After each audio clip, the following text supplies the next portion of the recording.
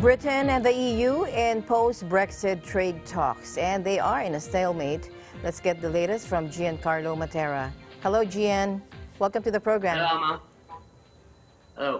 Yes, the European Union and Britain have ended their latest round of post-Brexit trade talks in a state of deadlock this Friday, with both sides urging the other to fundamentally change its strategy. The EU negotiator, Michel Barnier, said that he was disappointed by Britain's lack of ambition, but he also accused London of seeking the benefits of a single market without its responsibilities.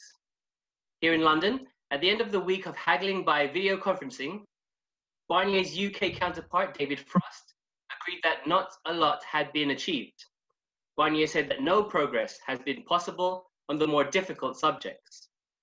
As we know, Britain left the European Union on January 31, and the sides have until the end of this year to agree on the finer details, barring an extension that our British Prime Minister, Boris Johnson, has repeatedly ruled out. There now remains only one more round of talks before the end of June deadline to decide whether the talks are worth continuing. The talks have stumbled on the same issues ever since they launched in March, just ahead of the coronavirus pandemic that has now paralyzed public life and devastated the European and the EU economies.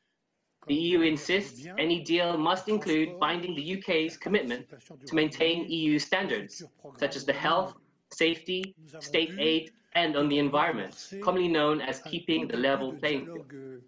But Britain refuses to continue to accept that it should be forming any part of this legal agreement, insisting that it has its newfound freedom after 40 years of being tied to the EU rules.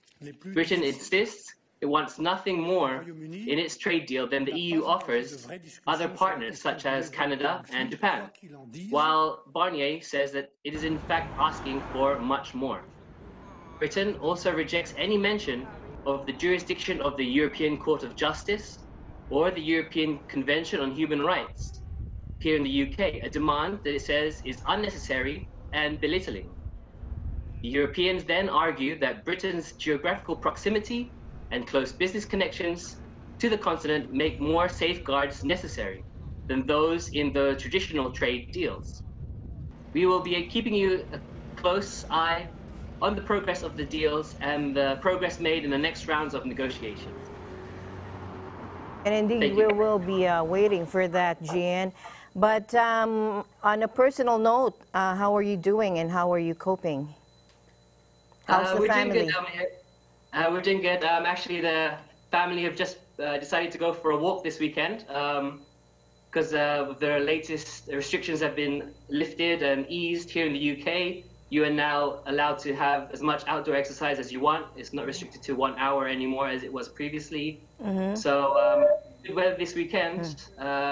A lot of people are planning to go out, travel to the coastline or to the national parks. But so the government is a bit worried about that, actually. But what new normals are in place? What new normal measures are in place, though? The normal measures now in place, outdoor activities is allowed.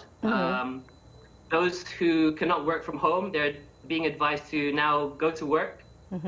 And they're also advised to try to avoid as much as possible public transport. Social distancing, masks? Yes, it's been advised now. The UK government is starting to advise. Previously, they hadn't mentioned the benefits of wearing a mask outdoors, but now they're saying to please keep the 2-meter distance that they have implemented and to wear face masks as much as possible. All right, thank you very much. Yes, Gian. Thank you so much. Yes. I'm Giancarlo Matera from our London Bureau, and we live in interesting times. Thank you, Gian. Okay.